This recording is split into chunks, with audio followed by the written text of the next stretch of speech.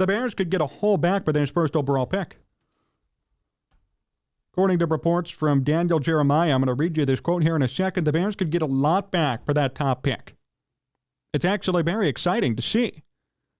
If they make the trade with the Texans and or the Colts, be prepared for a haul for the Bears. And I think that's very exciting.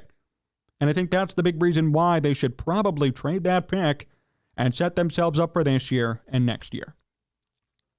So here's what Jeremiah said from NFL Network, very good draft guy. He said, quote, if you're going to go back to pick number 2, so if the Bears make a trade with the Texans, is what he's saying, the Bears will get the second pick, the 33rd pick, and next year's 2. That would be the trade you would have there with the Texans. If you go to 4, so if the Bears make a trade with Indianapolis, would you have to give up a 4th-round pick this year? A 4th-round pick in 2024 as well as the number 1 overall pick. The Bears would receive, if they made a trade with the Colts, number 4 overall, number 35 overall, 1st-round pick in 24, 2nd-round pick in 24. If you want to go all the way to 9, you're going to get the 9th pick, you're going to get the 39th pick, and a 1st-rounder in 24 and a 1st-rounder in 25. So there is a bit of insight finally, bit of an idea of what the Bears could get, what they should be demanding, what the market price should be for that top overall pick. And I have to say, I love it. And this is what we kind of predicted over the past couple of weeks. Now we have some more information coming to light. This is what the Bears should demand. This is what they should be asking for. So with the Texans, they would get the 2nd pick, the 33rd pick, and next year's 2nd rounder. But if they make a trade with the Colts or at number 9, they could be getting a 1st-round pick in 2024 in addition to the 1st-round pick this year, plus a couple of 2nds and 3rd or 4th. They could be getting back 4 picks for that number 1 overall pick if they make a trade at 4 or 9. And if they make a trade with the Texans, they'll get 3 picks back in return. Now, that is music to my ears. Because this team needs much more than quarterback. You know, we get so caught up in the Justin Fields discourse. Will they train him? Will they not? Is Justin Fields good enough? We are forgetting about all the other holes on this team, all the other problems that they have, and they have a lot of them. David Montgomery is going to be a free agent. So they have no running back. Wide receiver, they could certainly use some help there. Darnell Mooney, Chase Claypool, who else? And Claypool sucked last year, and Mooney was hurt. They need a true, legit number 1. They don't have that yet. Secondary is going to need some help. Defensive line is going to need some help. The Bears need to be able to rush the quarterback. They need edge rushers. Oh, and by the way, the offensive line sucked ass last year. They need help there too. That offensive line was horrible. Justin Fields led the league in sacks. Now you could say Justin Fields, oh, it's his fault. No, that offensive line sucked. Come on. Look at all these issues that the Bears have, and all we're doing every single day, all ESPN is doing, all the mainstream media, all of us. I'm guilty of it too. What are they going to do at quarterback? Well, what about all these other positions? And that's why it's so important that the Bears trade that number 1 overall pick. They're going to get back 3 or 4 picks in return, which allows them to draft according to need at some of these positions. They need a new wide receiver. They need potentially a running back. They need secondary help. They need defensive line help, and they desperately need offensive line help.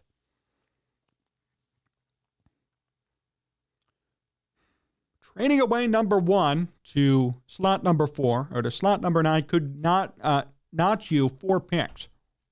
Trading number 1 could get you a couple of picks this year and a couple of more next year.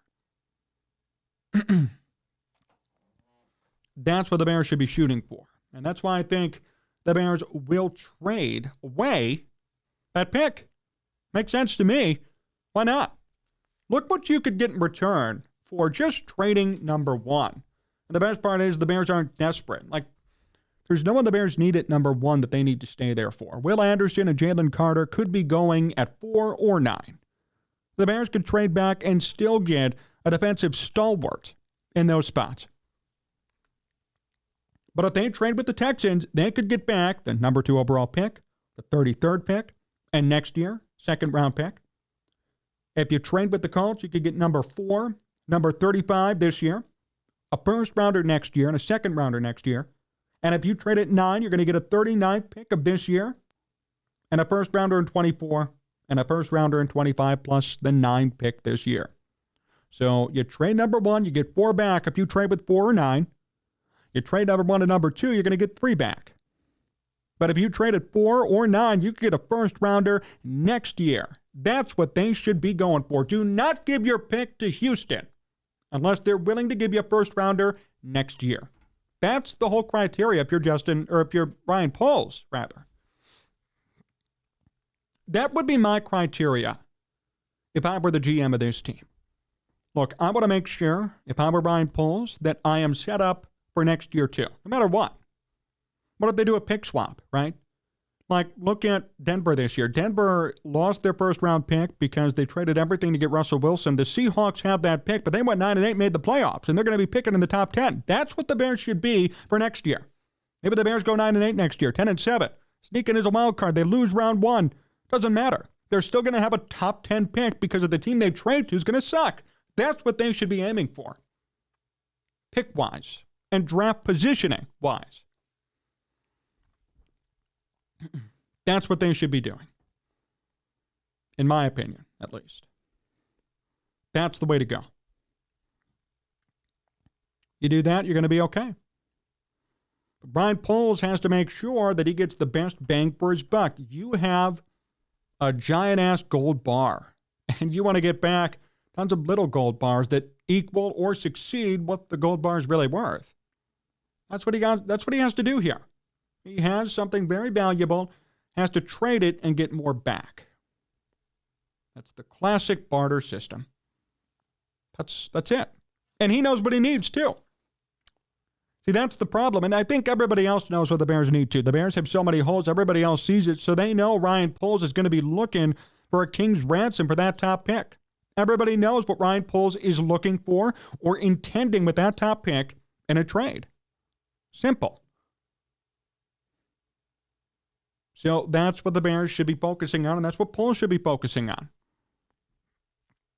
They go with that, they're going to be okay. That's what the Bears need to do. That's what Ryan Poles needs to do.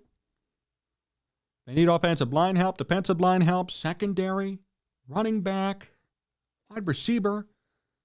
And you have this top pick, and you want to parlay that into 3 or 4 picks. How do you do it? Well, you trade with 4 or 9. Or you trade with somebody who's so quarterback needy that they're willing to mortgage all their future to get Bryce Young, C.J. Stroud, or Will Levis. Simple as that. Go down that route, you're going to be okay. That's my opinion, at least. That's how Ryan Poles should address this situation. And I appreciate this breakdown from Daniel Jeremiah. I find it to be true. Why wouldn't it be? Look at the Bears and what they did with Mitch Trubisky moving up and how much they gave up to move up one spot. Other teams will do this. Other teams will be desperate, especially Indianapolis or Houston. Indianapolis hasn't had a franchise QB since Andrew Luck retired. It's been, Matt Ryan, Phillip Rivers, Carson Wentz. It's been veteran after veteran after veteran. They tried Sam Ehlinger. He sucks. He's horrible. Nick Foles played a game there this past year. I mean, that's when you know you're scraping the bottom of the barrel. So it's time to draft a quarterback. And Jim Irsay said the same thing. We need a quarterback. Yes, you do. Actually, if you're playing Nick Foles at any point during your season, yes, you need a quarterback pretty damn bad. If he's suiting up, you need a quarterback. Trust me. They need a quarterback. And the Texans do too. I mean, they were split squatting quarterbacks. They played 2 or 3 of them in one game to end the season. They split time with Jeff Driscoll and Davis Mills. I mean, who are these people? And I know Davis Mills. I know Jeff Driscoll, too. He played for the Lions a bit. But the point is, really? Jeff Driscoll's getting half time and Davis Mills is getting the other half of the time? You need a quarterback. If you're doing that crap at the NFL level, yes, you need a quarterback. Use these teams' desperation to your advantage if you're Ryan Poles. Force them to give you 4 picks for 1. And this goes back to the original talking point and the way we opened up our show. Why would the Bears trade Justin Fields? What do they need another quarterback for? When they could trade this number one pick for 3 or 4 picks. That's what I think the Bears have to do this year.